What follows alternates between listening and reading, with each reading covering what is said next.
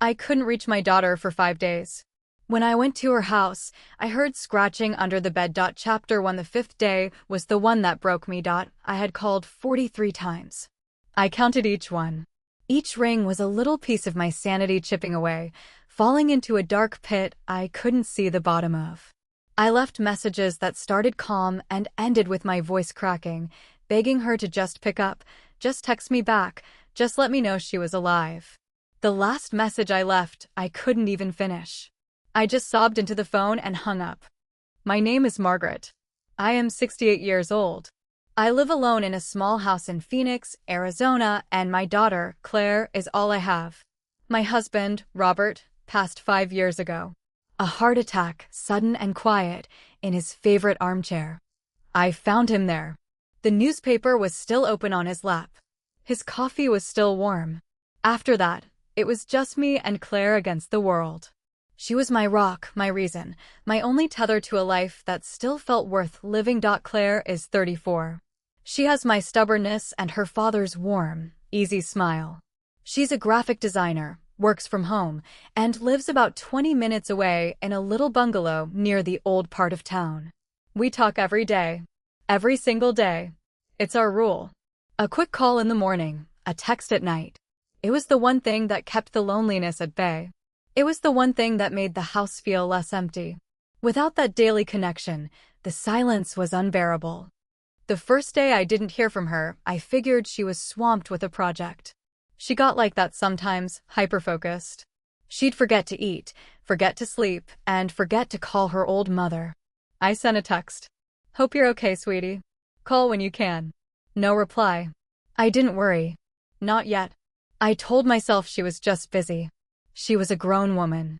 She didn't need her mother hovering over her every second of the day. The second day, the worry started to curdle in my stomach. It was a low, gnawing feeling, like something was eating away at me from the inside. I called her office number. It went straight to voicemail. I called her cell again. Voicemail. It was full. The automated voice told me so. That sent a chill through me. Claire never let her voicemail get full. She was too organized for that. Too meticulous. She checked her messages every morning like clockwork. It was part of her routine. I called her best friend, a girl named Sarah. Sarah hadn't heard from her in a week. She tried to sound reassuring, said Claire was probably just in the zone, but I could hear the uncertainty in her voice. I could hear the tremor. Sarah was worried too. She just didn't want to admit it. I called her neighbor, an elderly man named Arthur who lived in the duplex next to hers. He said he hadn't seen her, but her car was in the driveway. Her car was there. So she was home. Or she should have been. By the third day, I was a wreck. I couldn't eat. I couldn't sleep. I just stared at my phone, willing it to ring. The silence was deafening. It filled every corner of my house, pressing in on me from all sides. My mind started conjuring images. A fall. A fire. A break-in. The terror was a physical weight on my chest, making it hard to breathe. I almost called the police, but a part of me, the part that didn't want to be a hysterical old woman, held me back. She's a grown woman, Margaret, I told myself. She's fine. She just needs space. But my mother's intuition screamed otherwise. It screamed so loud I could barely hear my own thoughts. On the fourth day, I drove to her house. My hands were shaking on the steering wheel. I parked behind her little blue Honda, the one I'd helped her buy years ago. It was dusty. That was the first wrong thing. Claire loved her car. She washed it every Sunday. It was her ritual. She said it was meditative. The dust on the hood was thick enough to write in. The windshield was speckled with bird droppings. It looked like it hadn't moved in days. I walked up the cracked concrete path to her front door. The air was still and heavy. A hot, dry Arizona wind blew through the palm trees, rustling the fronds, but it brought no relief. I knocked. I waited. Nothing. I knocked harder. Claire. It's Mom. I called out, my voice echoing in the quiet suburban street. I peered through the front window. The living room was dark, but I could see the silhouette of her favorite cactus lamp on the side table. It wasn't on. She always left it on when she went to bed. She was afraid of the dark. Ever since she was a little girl, she couldn't sleep without a nightlight. I walked around the back. Her backyard was small, with a dying lemon tree and a rusty patio set. The back door was locked. I tried to look through the sliding glass door, but the curtains were drawn. I pressed my ear against the glass, straining to hear anything. Silence. Just the distant hum of a lawnmower from a neighboring yard. The kind of mundane suburban sound that felt obscene in the face of my growing dread. I went back to my car and sat there for an hour, just watching the house. The mailbox was overflowing with flyers and a few envelopes. The paper was still on the front step, the same one from 5 days ago. I could see it from my car. The image of that uncollected newspaper, yellowing in the sun, burned itself into my brain. It was a sign of normal life interrupted. It was the most damning piece of evidence. My daughter, the woman who never missed her morning coffee and her morning news, had left the paper to rot on her doorstep. I called the non-emergency police number that night. The officer was polite but dismissive. He sounded young, like he hadn't seen enough of the world to understand how cruel it could be. "She's an adult, ma'am," he said in a tired voice. "There's no sign of foul play. People go off the grid sometimes. Give it another day or two. Another day or two." I felt like I was screaming into a void. Like no one could hear me. Like no one cared that my daughter was missing. That brings me to the 5th day. I couldn't stay away. I had a spare key. I had held onto it for emergencies ever since she moved in. I had never used it before. It felt like a violation. It felt like admitting that the worst had happened. But I couldn't sit in my silent house for one more minute, staring at my phone, waiting for it to ring. I couldn't stand the oppressive quiet anymore. I needed to know. I needed to see. My hands were trembling so badly I almost dropped the key on the porch. I fumbled with the lock, my fingers clumsy and cold. I unlocked the deadbolt, the sound of the metal sliding back loud in the quiet. It was a sound that echoed through the empty street. I pushed the door open. The smell hit me first. It was a sweet, sickly smell, mixed with something metallic and sour. It was the smell of decay, of something rotting. The air was thick and stale, as if it hadn't been breathed in days. It was the smell of a home that had been sealed up tight, a smell of neglect and sorrow. It made the hair on the back of my neck stand up. It made my stomach turn. "Claire," I called out, my voice barely a whisper. I stepped inside. The living room was a mess. Not Claire's mess. Claire was neat. She was meticulous. This was something else. A lamp was knocked over. Cushions were on the floor. A coffee mug, its contents dried to a brown paste, sat on the floor in a puddle of dark liquid. The TV was on, but the screen was just static, hissing loudly in the oppressive silence. The static sound was jarring. It filled the space with a white noise that felt malevolent. I walked over and turned it off. The sudden quiet was even more disorienting. The silence pressed in on me from all sides. My heart was pounding so hard I could hear the blood rushing in my ears. It was a deafening roar that drowned out everything else. I walked through the hallway. The floorboards creaked under my weight. Each creak sounded like a scream in the silence. "Claire." I called again, my voice cracking. I was going to find her hurt. Or worse. The thought was unbearable. I pushed open the door to her bedroom. The room was dark, the blinds tightly drawn. I fumbled for the light switch on the wall. My fingers brushed against the wall, searching. I found it and flipped it on. The overhead light flickered on, revealing a scene of chaos. The mattress was half pulled off the bed frame. The sheets were twisted and tangled. A chair was overturned. And the smell was stronger here. Cloying and sickening. It was the smell of fear and desperation. "Claire," I whispered, my eyes darting around the room. There was no one there. The room was empty. But the chaos told a story. A story of struggle. A story of terror. And then I heard it. A soft, rhythmic sound. A scratching. Coming from underneath the bed. It was a dry, frantic sound. Like claws on wood. It was the sound of an animal, a desperate animal, trapped and trying to get out. It was relentless. It was urgent. It was the sound of something fighting for its life. My blood turned to ice. A cold, primal fear seized me, wrapping its fingers around my throat. I was frozen to the spot, my eyes locked on the dark space under the bed. The sheets hung down, obscuring the darkness beneath. The scratching continued. It was frantic, desperate, and it was getting louder. I was terrified. Every instinct in my body screamed at me to run, to get out of that house and never come back, to call the police and let them handle whatever was under that bed. But it was Claire's room, and that sound, it was coming from where she should have been. What if she was trapped under there? What if she was hurt and couldn't get out? The maternal instinct, stronger than any fear, forced my legs to move. I took a step toward the bed. Then another. The scratching got more frantic, as if whatever was under there sensed my presence. It sped up. It became more desperate. "See Claire," I stammered. "Is that you?" No answer. Just the frantic, relentless scratching. I dropped to my knees.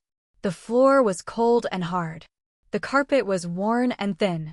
I took a deep breath, a trembling, shallow breath, and I leaned down.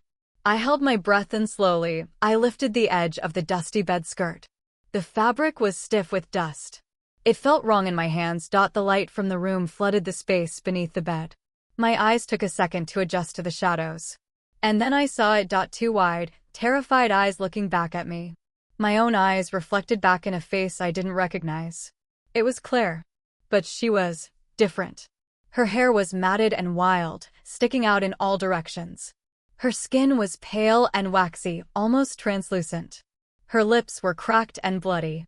There were long, deep scratches down her arms and legs, some of them oozing a clear fluid.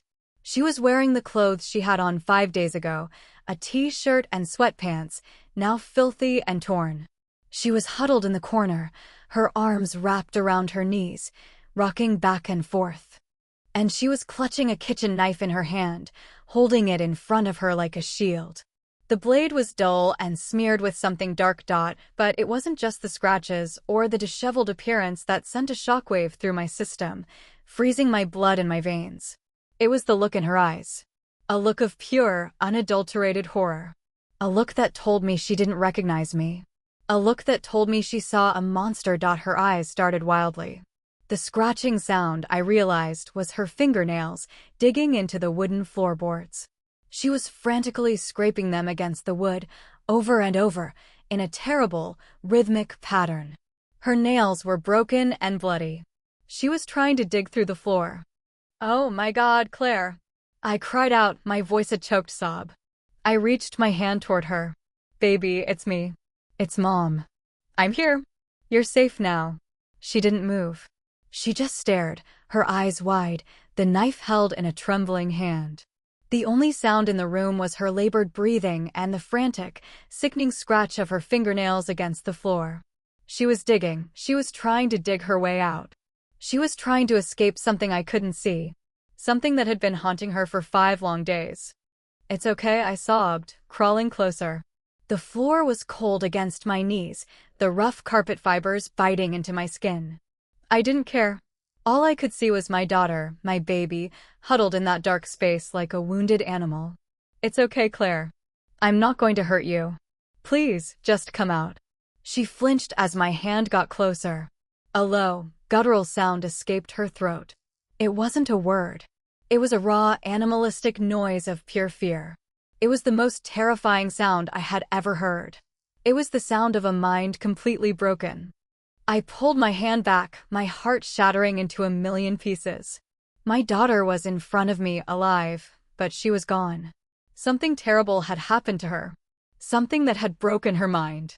Something that had turned her into this trembling, terrified creature hiding in the shadows. Just give me the knife, sweetie," I pleaded, my voice trembling. I tried to keep it soft, gentle, the way I used to talk to her when she was little and had a nightmare. "I'm your mother. Please. I love you. Just give me the knife." She stopped scratching. The sudden silence was almost as terrifying as the sound itself. She was staring at my hand.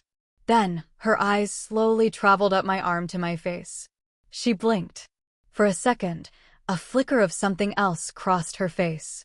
Recognition, confusion. Her mouth opened, and a dry, rasping sound came out. It was like sandpaper scraping against stone. Mom, yes, baby, I whispered, tears streaming down my face. They were hot against my cold cheeks. It's me. I'm here. It's over. You're safe now. She stared at me for a long moment, her eyes searching mine. They were darting back and forth, as if she was trying to find the lie in my face. Then, she let out a shuddering breath. The knife slipped from her fingers, clattering onto the floor with a dull thud. She collapsed forward, her body racked with silent sobs. I crawled under the bed, not caring about the dust, not caring about the cramped space, just needing to hold her. I wrapped my arms around her, holding her trembling body against mine. She was cold. So cold. Like she hadn't had any warmth in days.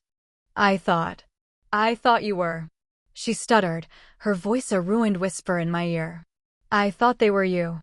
Who? I asked, my voice tight with fear. My mind was racing. Who was they who had done this to her? Who? Claire, who did this to you? She just shook her head, burying her face in my shoulder, her fingernails still caked with the dust and wood from the floor. She was in a state of profound shock. I could feel her body shaking against mine. I had no idea what had happened, but one thing was clear. I had to get her out of this house. I had to get her away from whatever had done this to her. I helped her crawl out from under the bed. It took all my strength. She was weak. Her legs could barely support her. She was thin, so thin, the bones in her wrists prominent against her skin. Her collarbone jutted out sharply. She looked like a skeleton. My vibrant, beautiful daughter had become a ghost in 5 days. Her eyes were sunken, surrounded by dark circles. Her skin was gray. She looked like she had aged 20 years. I got her to the living room, sat her on the couch that wasn't even hers anymore, and wrapped a blanket around her. The blanket was old and worn, but it was all I could find. I didn't know what else to do. I just kept saying, it's okay, over and over again, as much for myself as for her. I called 911. I couldn't get the words out fast enough. My fingers were shaking so badly I almost dropped the phone. I told them my daughter was injured, dehydrated, and delusional. I told them she needed help. I told them to hurry. While we waited for the ambulance, I tried to piece together what had happened. I sat beside her, holding her cold hand in mine. What happened, Claire? I asked again, my voice gentle. I was afraid to push her, afraid she would shatter. What did you see? She wouldn't meet my eyes. She stared at the wall, her gaze empty. It was like she was looking through the wall, into another world entirely. Then, she began to whisper. Her voice was so soft, I had to lean in to hear her. He was here. He came in the first night. I was asleep. He just appeared. He wanted me to go with him. He said it was time. Who? Claire, who was he? My heart was pounding so hard I could barely breathe. She turned her head slowly, and her eyes met mine. They were filled with a terror I had never seen before. A terror that went deeper than fear. It was the terror of someone who had seen the impossible. He said he was my father. The words hit me like a physical blow. My husband. Robert. He had been dead for 5 years. And Claire had seen him. A cold dread washed over me. It was impossible. It was insane. But the look in her eyes told me she believed it. She believed it with every fiber of her being. Her breakdown became a blur of sirens, paramedics, and the sterile, bright lights of the hospital. The paramedics were kind, but their faces were grim. They strapped her to a gurney, and she didn't even resist. She just stared blankly at the ceiling. They asked me a million questions I couldn't answer. They admitted her to the psych ward for observation. They gave her sedatives and started in 4 for the severe dehydration. They told me she was suffering from a psychotic break, likely brought on by extreme stress and lack of sleep. They said she had probably been hiding under the bed, terrified, for days, hallucinating. For a week, I was a ghost in my own life. I stayed by her side as much as they would let me. The hospital had strict visiting hours, but I spent every minute I could in that sterile room, watching her sleep.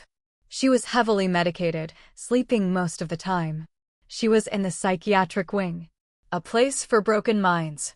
My daughter was in a place for broken minds, and all I could do was wait.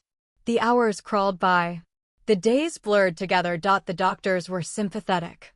They said the human mind is a fragile thing. They said with the right medication and therapy, she could recover. They asked me if she had a history of mental illness. I told them no. They asked if there was any family history. I told them no. Robert's mind had been as sound as his body. There was nothing to explain what had happened to her. On the 7th day, I was allowed to see her in a private room. It was a small room, painted a pale, soothing blue. There were no windows. Just a bed, a chair, and a small table. She looked better. Her color was returning. Her eyes, while still sad, had lost that vacant, terrified look. She was sitting up in bed, drinking a cup of water. She looked fragile, but she looked like herself again. "Hi, Mom," she said, her voice quiet and thin. It was the first time she'd said my name without sounding like a stranger. It was the first time she'd looked at me like she actually saw me. "Hi, baby," I said, sitting in the chair beside her bed. I took her hand. It was still cold, but it was warm compared to how it had been under that bed. "How are you feeling?" "Better," she said. "Tired." "Confused." She looked at me, and her eyes welled up with tears. "I'm so sorry," she whispered. "I scared you. I scared everyone. I don't know what happened." It felt so real. He felt so real. I squeezed her hand. "Don't be sorry, sweetie. It wasn't your fault. You were sick." She shook her head slowly, a single tear tracing a path down her cheek. "I know," she said, her voice trembling. "The doctors say I was hallucinating. That it was a psychotic break. That the stress of work and it all just built up. But..." She stopped, a strange look on her face. A look of doubt. A look of confusion. "But I don't know, Mom." It felt so real. I was so scared. "People see things when they're scared," I said, trying to be calm, trying to be the anchor for her that she needed. "The mind plays tricks on you. It did the same thing to your father, you know. When he was dying, he kept saying he saw his mother. She'd been gone for years. He kept reaching out for her." Claire stared at me, a strange expression flickering in her eyes. I thought it was fear. But it was something else too. It was confusion. It was like she was trying to put together a puzzle that didn't have all the pieces. "I know, Mom," she whispered. "But that's the thing. He wasn't reaching for me. He was talking to me. He told me. He said to tell you something." My blood ran cold. A chill that had nothing to do with the hospital's air conditioning washed over me. It started at the base of my spine and crept up to the top of my head. "What do you mean?" I asked, my voice tight. "What did he say?" She looked at me, her eyes filled with a new, deeper terror. It was a terror that came from the realization that maybe, just maybe, what she had seen was real. "He said to tell you that the spot is still there. You have to move the spot." The spot. The word hit me like a physical blow. My vision swam. The room seemed to tilt around me. The spot. I knew exactly what it meant. It was our secret. Robert's and mine. It was the code word we used for the hiding place under the floorboards in our old house. The house I'd just sold, the one he'd died in. The spot where he'd stashed a stack of cash and some documents that I'd forgotten to retrieve before selling the house. But no one knew about it. No one. Claire's father, Robert, had never told her. It was our secret. A secret I had buried so deep I had almost forgotten it myself. "How?" I breathed, my voice strangled. "How could you know about that, Claire?" She shook her head, her eyes wide with a terror that was even more intense than before. "I don't know, Mom," she whispered.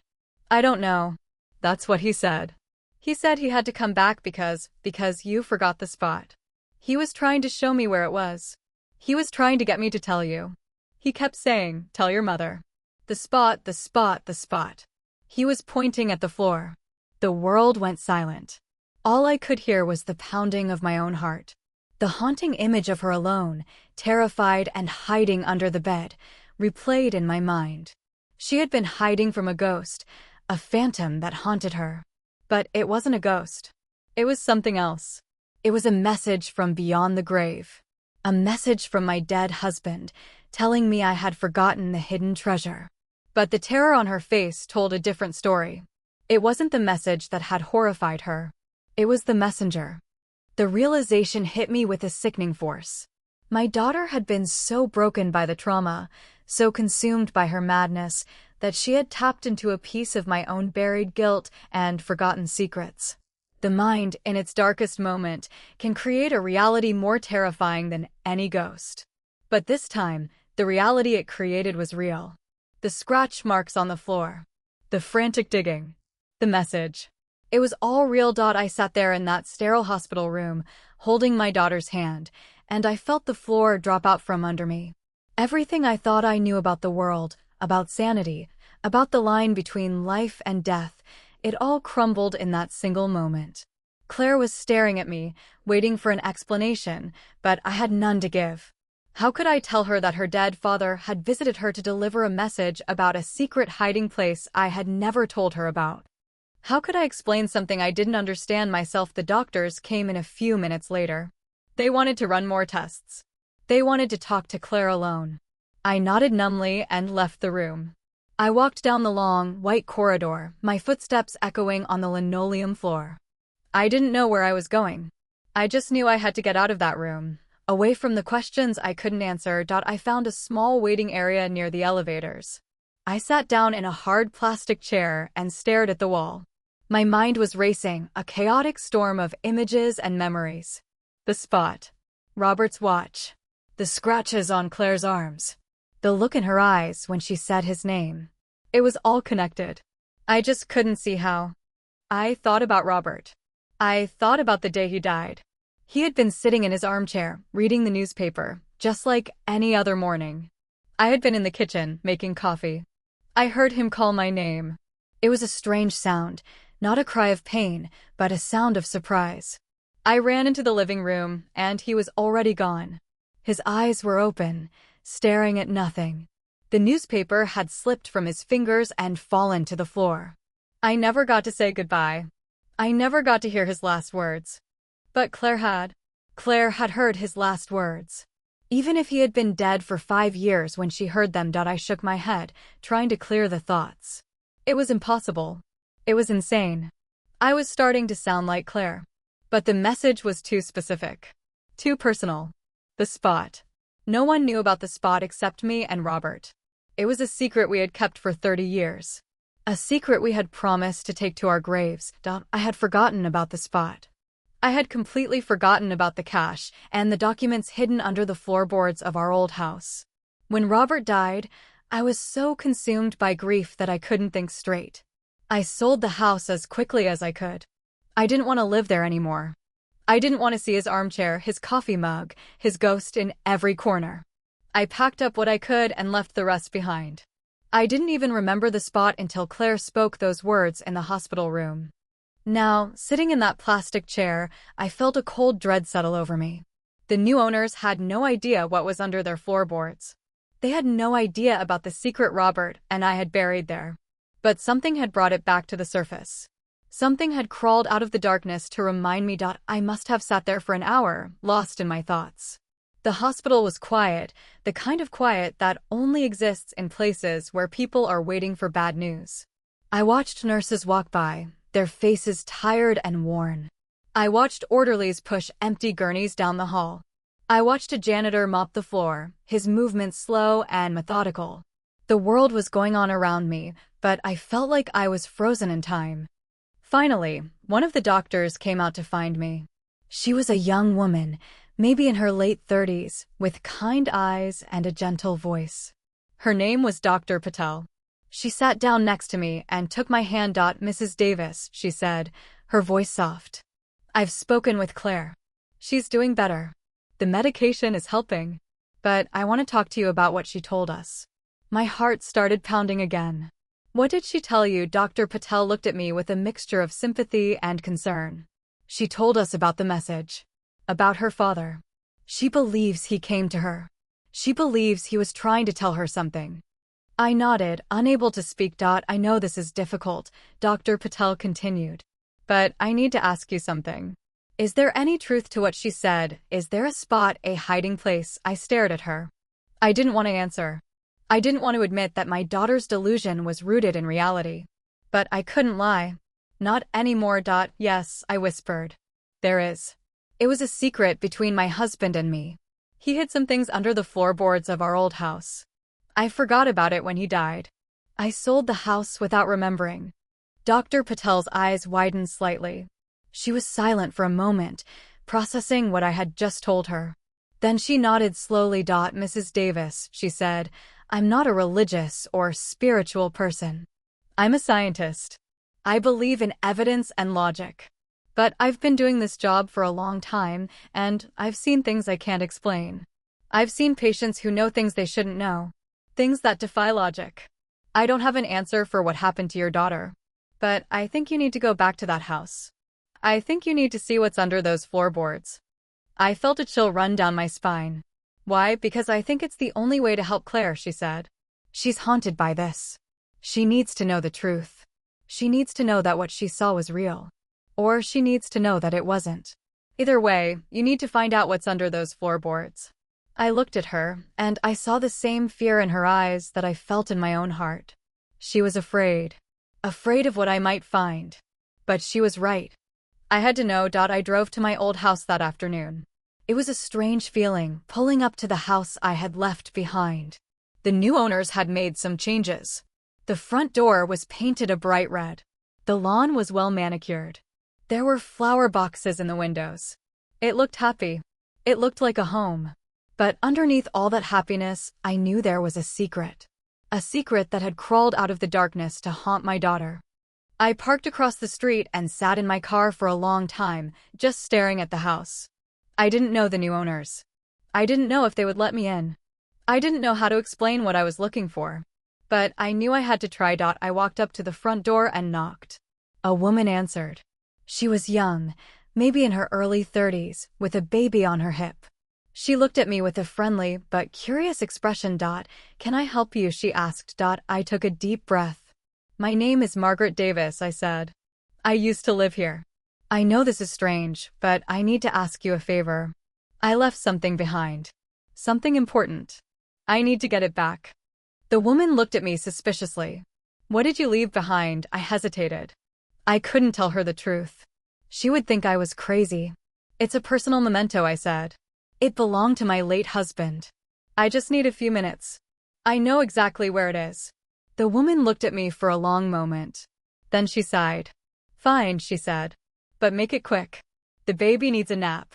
She let me in, and I walked through the house I had once called home. It felt so different. The furniture was different. The pictures on the walls were different. The smell was different. It was like walking through a stranger's house. But I knew the floorboards. I knew exactly which one Robert had pried up all those years ago. I walked into the bedroom that used to be ours. The new owners had turned it into a nursery. There was a crib in the corner.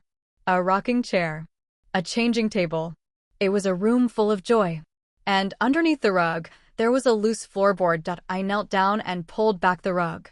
The floorboard was exactly where I remembered it.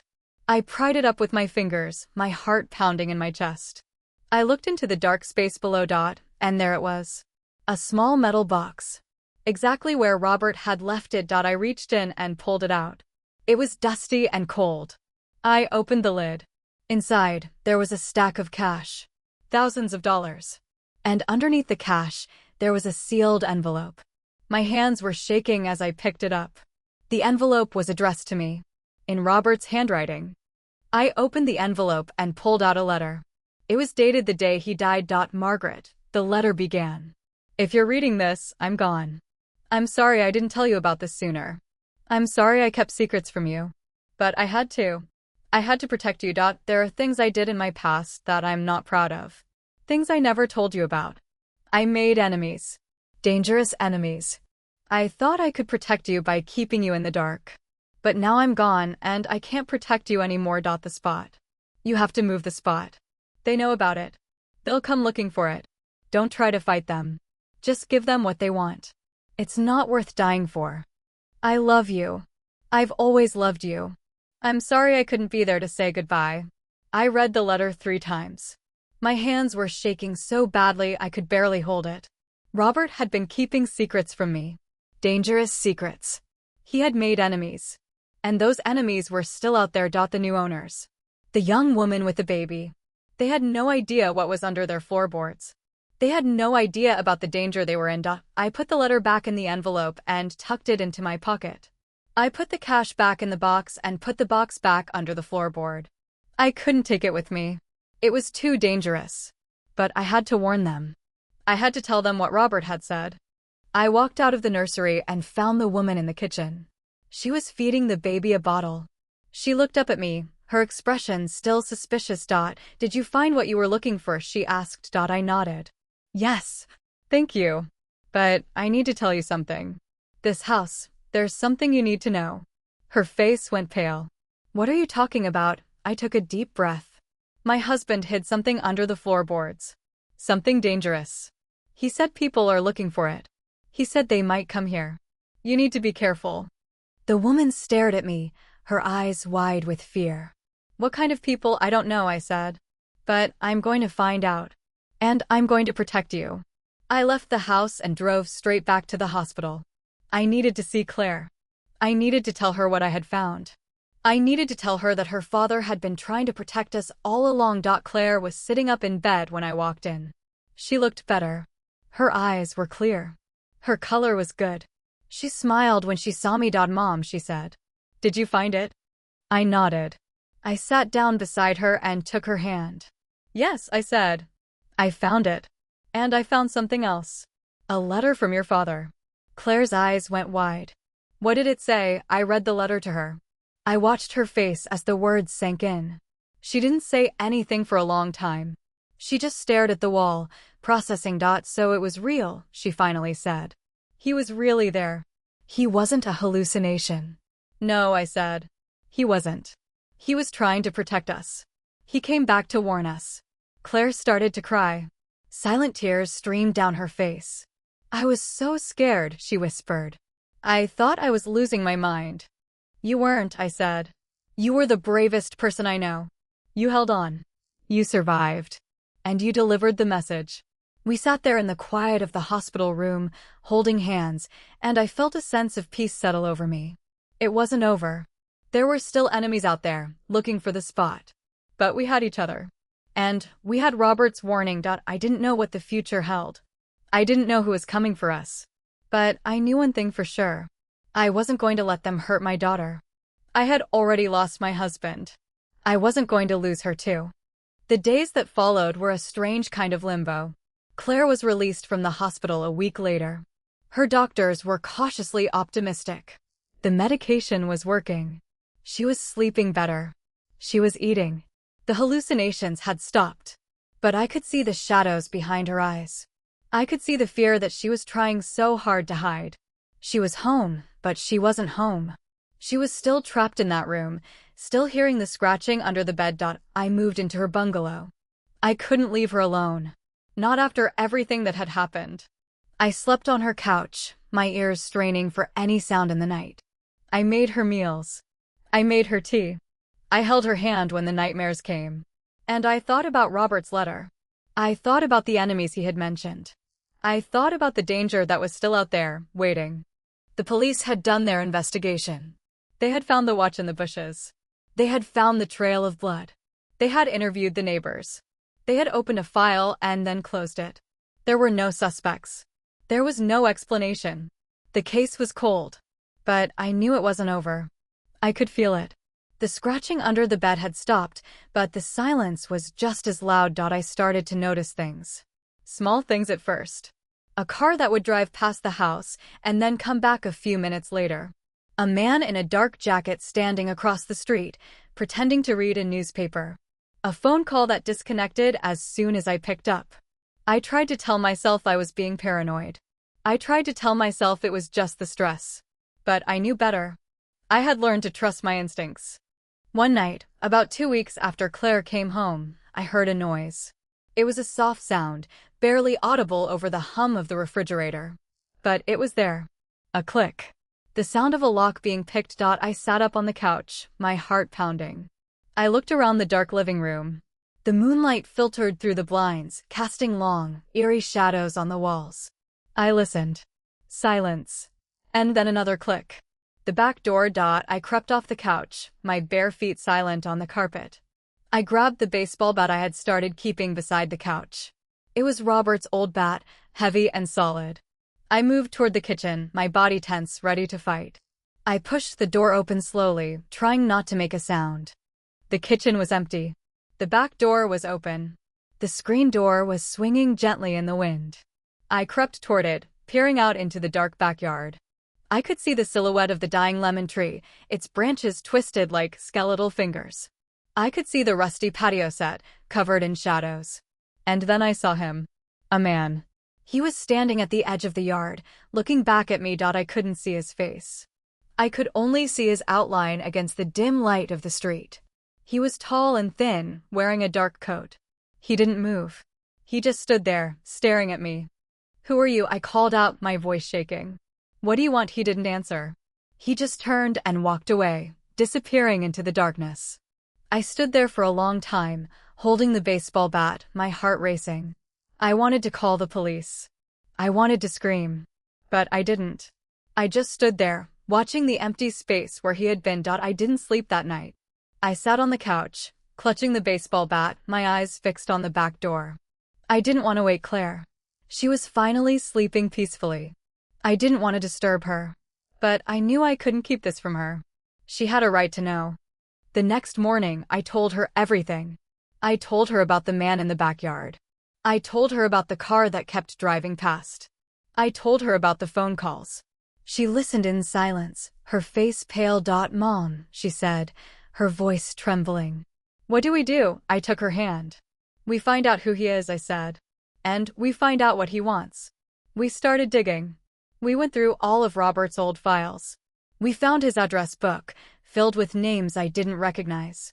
We found old bank statements showing deposits and withdrawals I knew nothing about. We found a key. A small silver key, hidden in the back of a drawer. It didn't belong to any lock in the house. We didn't know what it opened. I spent hours on the phone, calling everyone I could think of. I called Robert's old friends. I called his old colleagues. I called his family, the ones who were still alive. Nobody knew anything. Nobody had ever heard him mention enemies. Nobody had ever seen the man in the dark coat. It was like Robert had been living a double life. A life I knew nothing about. Then, one afternoon, I received a letter. It was in a plain white envelope. No return address. I opened it with trembling hands. Inside was a single piece of paper. On it, in neat, typewritten letters, was a message. "Bring us what's in the spot, or your daughter will pay the price." I felt the blood drain from my face. I read the letter again, hoping I had misread it.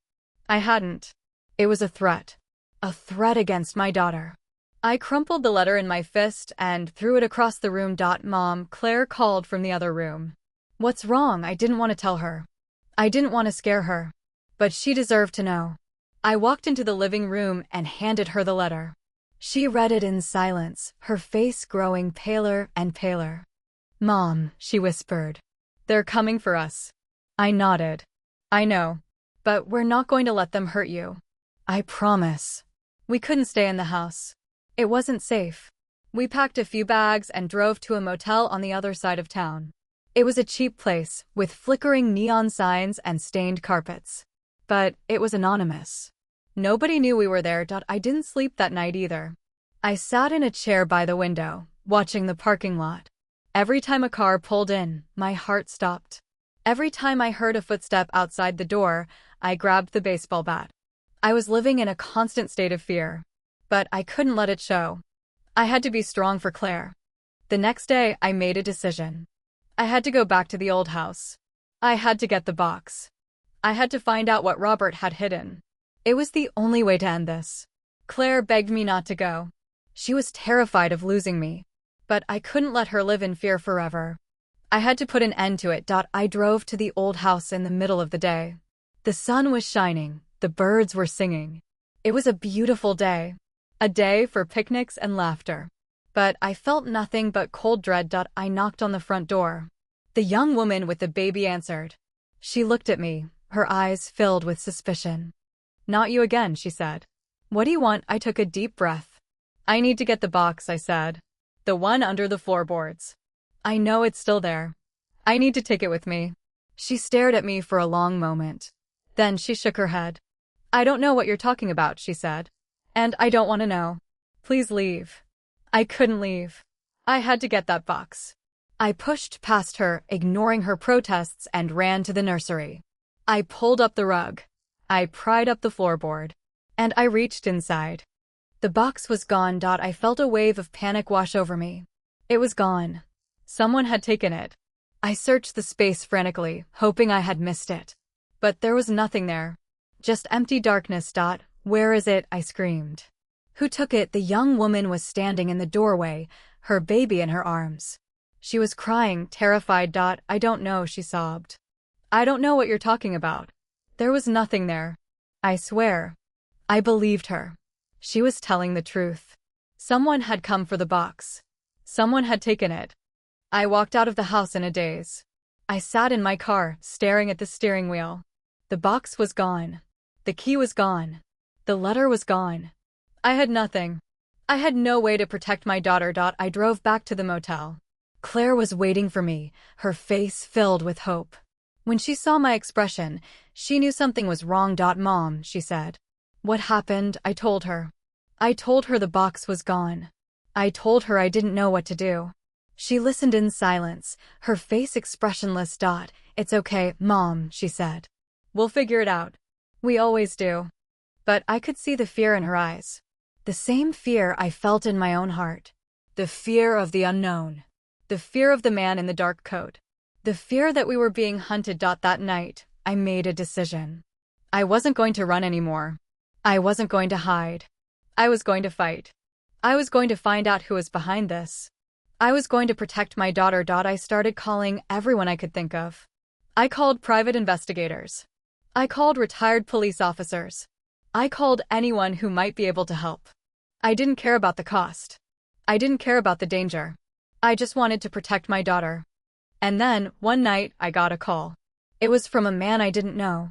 He had a deep, gravelly voice. Mrs. Davis, he said. I know what you're looking for. I know who took the box. I can help you. But it's going to cost you. I didn't hesitate. I don't care what it costs, I said. Just tell me how to find them. He paused.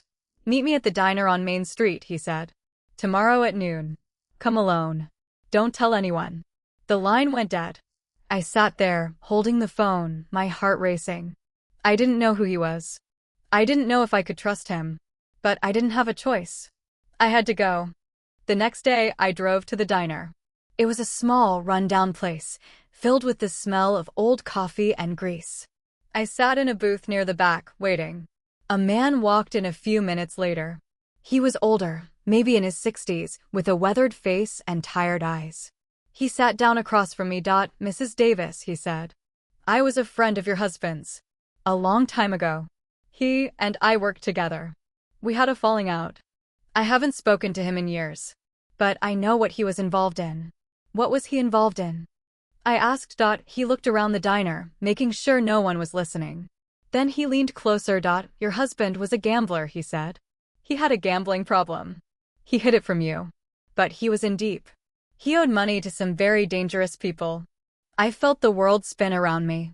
Robert, a gambler, it didn't seem possible. But the man's face was serious. He wasn't lying. He tried to get out, the man continued. He tried to pay off his debts. But he didn't have enough money. So he made a deal. He agreed to hide something for them. Something valuable. Something they needed to keep safe. In exchange, they would forgive his debts. What did he hide? I asked. I don't know, the man said. He never told me. But I know it was important. I know those people have been looking for it ever since your husband died. They thought you had it. They thought he gave it to you. I shook my head. He never gave me anything. He hid it under the floorboards. But it's gone now. Someone took it. The man nodded. I know, he said. I know who took it. They're going to kill for it. They've already killed once. I stared at him. Killed who? He didn't answer. He just looked at me, his eyes filled with sorrow. I'm sorry, Mrs. Davis, he said. I'm sorry you got caught up in this. But you need to know the truth. Your husband wasn't the man you thought he was. He was a liar. He was a thief. And his secrets are going to get you and your daughter killed. I sat there in the diner, the weight of his words crushing me. The man I had loved for 30 years was a stranger. A liar. A thief. And his secrets were going to destroy everything I had left. I sat in that greasy diner for a long time after the man left. The waitress came by twice, asking if I wanted more coffee. I shook my head each time. I couldn't speak. My throat was closed tight with a grief I didn't know how to name. It wasn't just grief for Robert. It was grief for the life I thought I had. The marriage I thought was built on trust. The 30 years I had spent loving a man who had been lying to me every single day. I thought about all the nights he came home late. All the excuses. All the times he said he was working overtime. I never questioned him. I never doubted him. I trusted him completely. And now I knew the truth. He wasn't working late. He was gambling. He was losing money. He was making deals with dangerous people. And when he died, he left me to clean up the mess. I drove back to the motel in a daze. Claire was waiting for me. She could see it on my face. The truth I had been hiding from her. Mom, she said. What happened? Who was that man? I sat down on the edge of the bed. I took her hand. I told her everything. I told her about Robert's gambling. I told her about the debts. I told her about the deal he had made. I told her about the dangerous people who were looking for what he had hidden. Claire listened in silence. Her face was pale. Her hands were shaking. But she didn't cry. She didn't scream. She just sat there, absorbing the information. So, she said finally, Dad was a gambler. He owed money to bad people. He hid something for them. And now they want it back. I nodded. Yes. Who are these people, Mom? Who are we dealing with? I shook my head. I don't know. But I know they're dangerous. They're the ones who took the box. They're the ones who broke into your house. They're the ones who are after us. Claire stood up. She walked to the window and looked out at the parking lot. Her back was to me, but I could see her shoulders shaking. I'm scared, Mom, she said. I'm really scared. I stood up and walked over to her. I wrapped my arms around her and held her tight. I know, baby, I said. I'm scared too. But we're going to get through this. We're going to find out what's in that box. We're going to get our lives back. I promise. We spent the next few days trying to track down the people who had taken the box. We called every contact we had. We searched through every file. We followed every lead. But we kept hitting dead ends. It was like the box had vanished into thin air. Then, one night, Claire came to me with a strange look on her face. She was holding her phone. Mom, she said. I just got a text. From an unknown number. I took the phone from her. The message was short. Stop looking. You don't want to find us. You won't like what you see.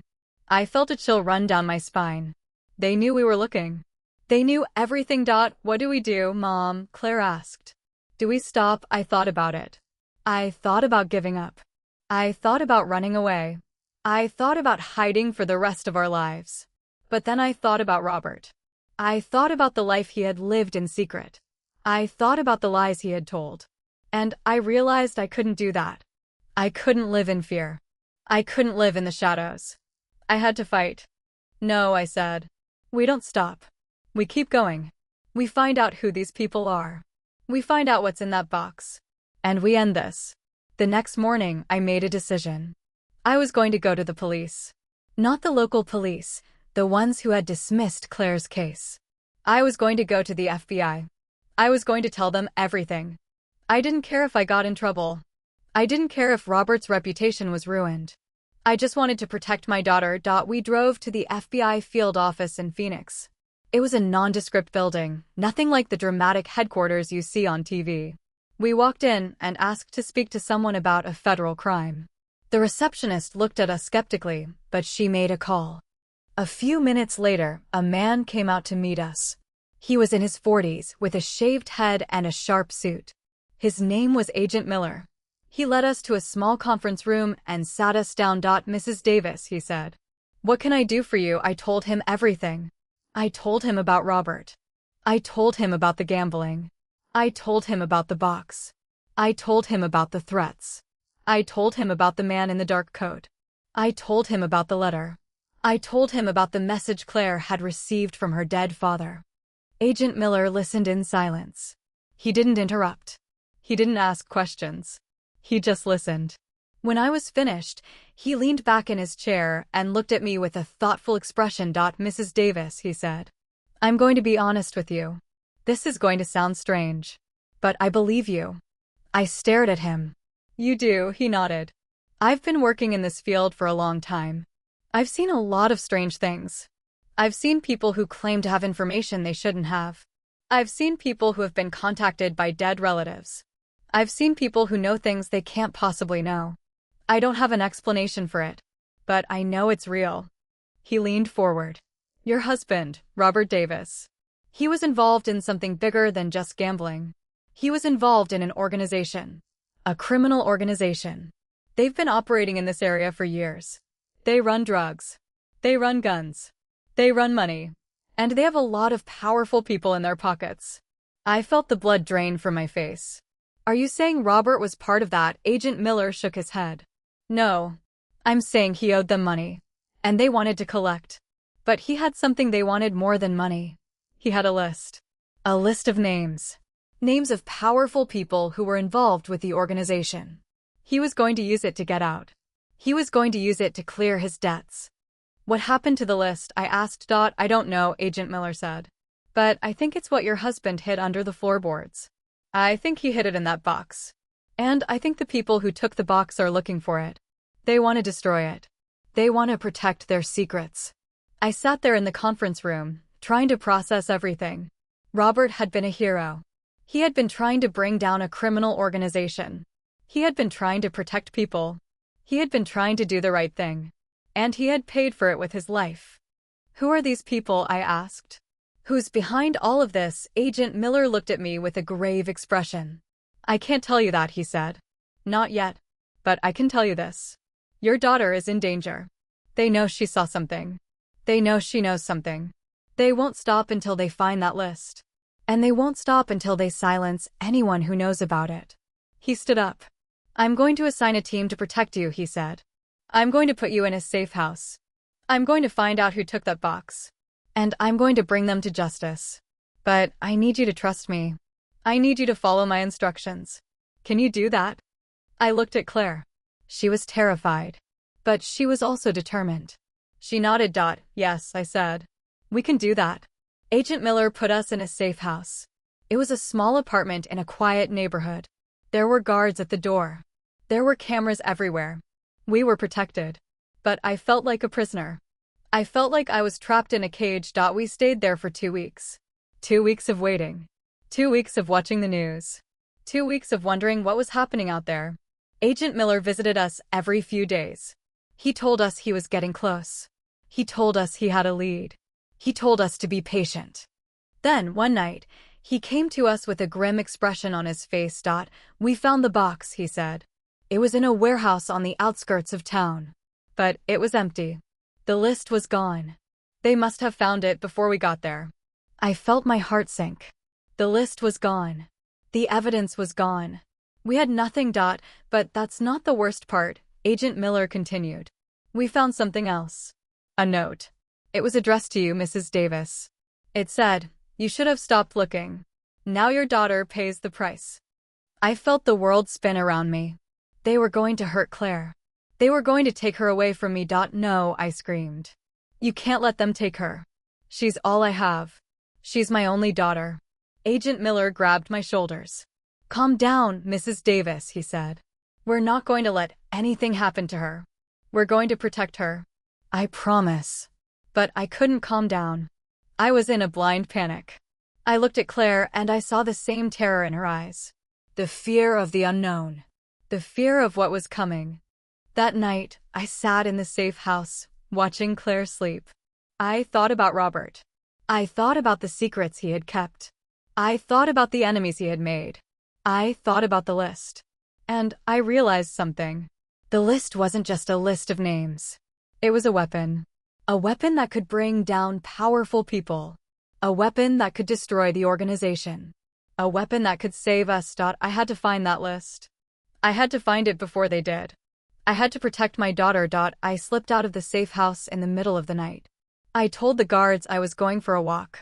I told them I needed some air. They didn't stop me. They didn't ask questions. I drove to the old house. The house where Robert had died. The house where Claire had seen his ghost. The house where the box had been hidden.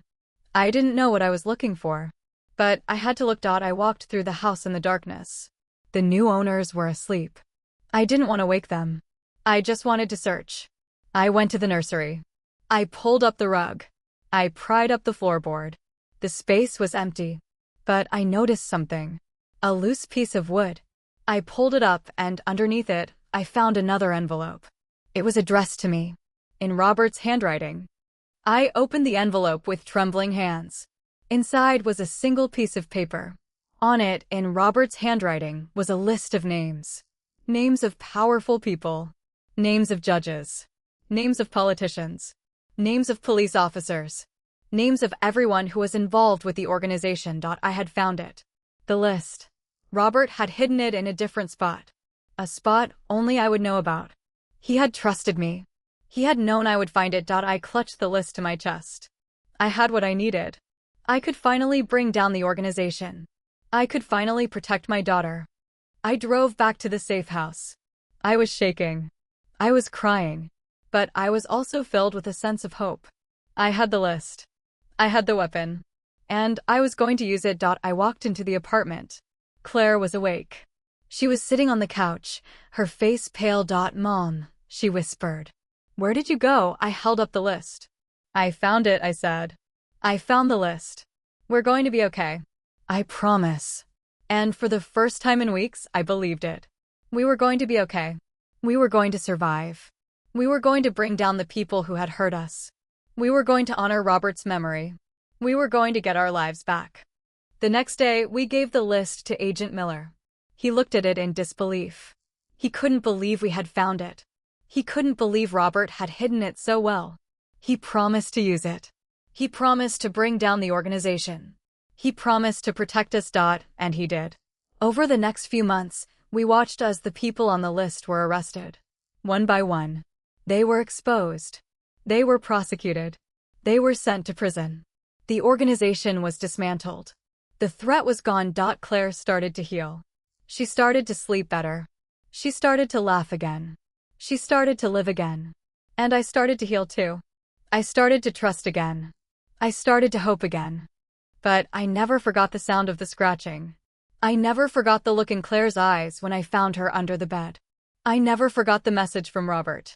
The message that had saved our lives. In the end, it wasn't a ghost that haunted us. It was the truth. The truth about Robert. The truth about the organization. The truth about the secrets we all keep. And the truth about the love that can survive even death itself. I couldn't reach my daughter for 5 days. But when I finally did, I found her in a hell she didn't deserve, trapped in a nightmare she couldn't escape. And in that nightmare, she found a truth so terrifying, it almost broke her completely. But it was that truth that saved us. It was that truth that set us free. Some secrets are better left unfound. But sometimes, the secrets we bury in the dark are the only things that can save us. The scratching wasn't her trying to get out. It was her trying to protect us from what had already gotten in. And in the end, it was the scratching that led us to the truth. If you've ever felt that shiver down your spine, the one that tells you something is watching, something from the other side, then you understand. We all have secrets we bury in the dark. But sometimes, the dark has a way of digging them back up. And when it does, the sound of the scratching is the last thing you want to hear. But it might just be the thing that saves you. Subscribe for more stories of family secrets and things that go bump in the night. You never know when the past might come scratching at your door. And share your own story in the comments. We all have a scratching under our bed. The question is, do you have the courage to look? 2 years have passed since that night. Claire is better. She has a new apartment, a new job, a new life. She still goes to therapy, but the nightmares have stopped. She smiles now. She laughs. She's my daughter again. I moved into a smaller house. A quiet house. I don't need much space anymore. Just enough room for me and my memories. I kept the watch in a drawer. I don't look at it. I don't need to. I can still hear the sound of it ticking in the silence of the night, reminding me of the moment I saw my daughter's eyes and the secret her father's ghost had brought with him from the grave. The men on the list are gone. Most of them are in prison. The organization is gone too. Agent Miller made sure of that. He visits me sometimes. He brings updates. He says I'm a hero. He says I saved lives. I don't feel like a hero. I feel like a woman who lost her husband and almost lost her daughter. But I learned something through all of this. I learned that love doesn't end with death. Robert was gone, but he never left. He was still there, watching, protecting, guiding. He came back to warn us. He came back to save us. And in the end, that's all that mattered. I still think about the scratching. The sound of her fingernails against the wood. The frantic, desperate rhythm. It used to haunt me. It used to wake me up in the middle of the night. But now I understand. It wasn't a sound of fear. It was a sound of survival. It was the sound of my daughter fighting for her life. It was the sound of hope. The secret of the spot is buried now. I went back to the old house one last time. I told the new owners the truth. They were scared, but they understood. They let me fill in the space under the floorboards. I sealed it up for good. No more secrets. No more hiding. The past is in the past. And now I sit in my quiet house, watching the sun set over the desert. I think about Robert. I think about Claire. I think about the future. It's not perfect. It's not easy. But it's ours. Some secrets are better left unfound. But sometimes, the secrets we bury are the only things that can save us. The scratching under the bed was never a threat. It was a warning. A warning from a man who loved us. A warning from beyond the grave. And in the end, it was that warning that set us free. If you've ever felt that shiver down your spine, the one that tells you something is watching, something from the other side, then you understand. We all have secrets we bury in the dark. But sometimes, the dark has a way of digging them back up. And when it does, the sound of the scratching is the last thing you want to hear. But it might just be the thing that saves you. I couldn't reach my daughter for 5 days. But when I finally did, I found her in a hell she didn't deserve, trapped in a nightmare she couldn't escape. And in that nightmare, she found a truth so terrifying, it almost broke her completely. But it was that truth that saved us. Subscribe for more stories of family secrets and things that go bump in the night. You never know when the past might come scratching at your door. And share your own story in the comments. We all have a scratching under our bed. The question is, do you have the courage to look?